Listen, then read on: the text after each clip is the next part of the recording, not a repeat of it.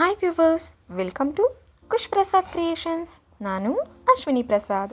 ಇವತ್ತು ಸೀಮೆ ಬದನೆಕಾಯಿನ ಹಾಕಿ ಸಾಂಬಾರು ಹೇಗೆ ಮಾಡೋದು ಅಂತ ತೋರಿಸ್ಕೊಡ್ತಾ ಇದ್ದೀನಿ. ಬರೀ 10 ನಿಮಿಷದಲ್ಲಿ ಈ ರೆಸಿಪಿನ ಮಾಡ್ಕೋಬೋದು. ನೀವಿನ್ನೂ ಯಾರಾದರೂ ಫಸ್ಟ್ ಟೈಮ್ ನನ್ನ ಚಾನಲ್ನ ನೋಡ್ತಿದ್ರೆ ಪ್ಲೀಸ್ ಸಬ್ಸ್ಕ್ರೈಬ್ ಮಾಡ್ಕೊಳ್ಳಿ, ಬೆಲ್ ಐಕಾನ್ ಪ್ರೆಸ್ ಮಾಡಿ. ನೆಕ್ಸ್ಟ್ ನಮ್ಮ ಚಾನಲಿಂದ ಏನೇ ವಿಡಿಯೋಸ್ ಅಪ್ಲೋಡ್ ಮಾಡಿದ್ರೂ ನಿಮಗೆ ನೋಟಿಫಿಕೇಷನ್ ಬರುತ್ತೆ. ಈಗ ಒಂದು ಕುಕ್ಕರ್ ತೊಗೊಂಡಿದ್ದೀನಿ. ಕುಕ್ಕರಿಗೆ ಸೀಮೆ ಬದನೆಕಾಯಿನ ಸಿಪ್ಪೆ ತೆಗೆದು ನೀಟಾಗಿ ಸಣ್ಣದಾಗಿ ಹಚ್ಚಿಟ್ಕೊಂಡು 2 ಸೀಮೆ ಬದನೆಕಾಯಿನ ಹಾಕ್ಕೊಂಡಿದ್ದೀನಿ. ಈಗ 2 ಟೊಮೆಟೊ ಹಾಕ್ಕೊಂಡಿದ್ದೀನಿ.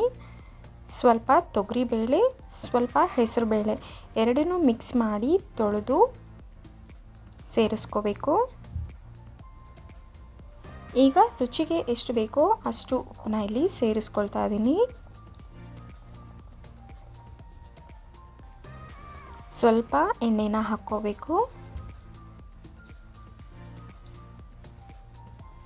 ಮನೆಯಲ್ಲೇ ಮಾಡಿರೋಂತಹ ಸಾಂಬಾರು ಪುಡಿ ಎಷ್ಟು ಬೇಕೋ ಅಷ್ಟು ನೋಡಿಕೊಂಡು, ಖಾರ ನೋಡಿಕೊಂಡು ಸಾಂಬಾರು ಪುಡಿನ ಸೇರಿಸ್ಕೋಬೇಕು.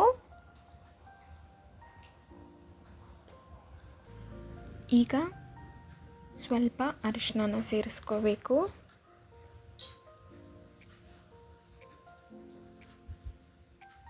ಈಗ ಇದಕ್ಕೆ ಎಷ್ಟು ಬೇಕೋ ಅಷ್ಟು ನೀರನ್ನ ಹಾಕಿ ಚೆನ್ನಾಗಿ ಕಲಿಸ್ಕೋಬೇಕು.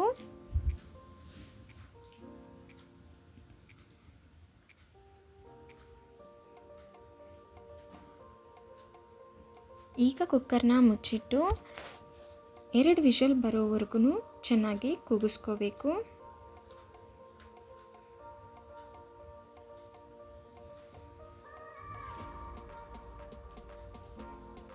ಈಗ ವಿಷಲ್ ಬಂದಾಗಿದೆ, ಸೈಡ್ ಇಟ್ಟು ಈಗ ಮತ್ತೆ ಒಂದು ಕಡೆ ಒಗ್ಗರಣೆ ಹಾಕ್ಕೊಳ್ಳಿಕ್ಕೋಸ್ಕರ ಪ್ಯಾನ್ನ ಇಟ್ಟು ಅದಕ್ಕೆ 2 ಟೀ ಸ್ಪೂನಷ್ಟು ಎಣ್ಣೆ ಹಾಕಿ ಸ್ವಲ್ಪ ಸಾಸಿವೆ, ಸ್ವಲ್ಪ ಜೀರಿಗೆ, ಈರುಳ್ಳಿ ಸ್ವಲ್ಪ,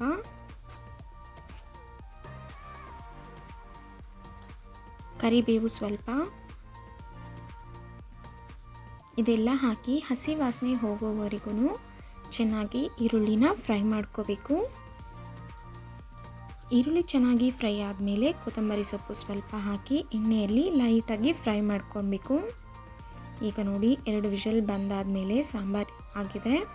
ಈಗ ಇದಕ್ಕೆ ನಾವು ಮಾಡಿರೋಂತಹ ಒಗ್ಗರಣೆನ ಏನಿದೆ ಅದನ್ನು ಇದಕ್ಕೆ ಸೇರಿಸ್ಕೋಬೇಕು.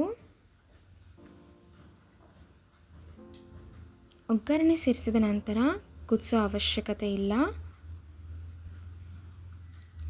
ದಿಢೀರಾಗಿ ಈ ಸಾಂಬಾರನ್ನ ಮಾಡ್ಕೋಬೋದು. ಈ ರೆಸಿಪಿ ನಿಮಗೆ ಇಷ್ಟ ಆಗಿದ್ದರೆ ನೀವು ಮನೇಲಿ ಏನಾದರೂ ಟ್ರೈ ಮಾಡಿದರೆ ನಮಗೆ ಕಮೆಂಟ್ ಮೂಲಕ ತಿಳಿಸಿ. ಈ ರೆಸಿಪಿನ ನಿಮ್ಮ ಫ್ರೆಂಡ್ಸ್ ಆ್ಯಂಡ್ ಫ್ಯಾಮಿಲಿ ಜೊತೆ ಶೇರ್ ಮಾಡ್ಕೊಳ್ಳಿ. ಈ ರೆಸಿಪಿ ರೈಸ್ ಜೊತೆಗೆ ತುಂಬ ಚೆನ್ನಾಗಿರುತ್ತೆ. ಸ್ಪೆಷಲಿ ಸಮ್ಮರಲ್ಲಿ ಸೀಮೆ ಬದನೆಕಾಯಿ ತಂಪು ಅಂತ ಹೇಳ್ಬೋದು. Thank you for watching.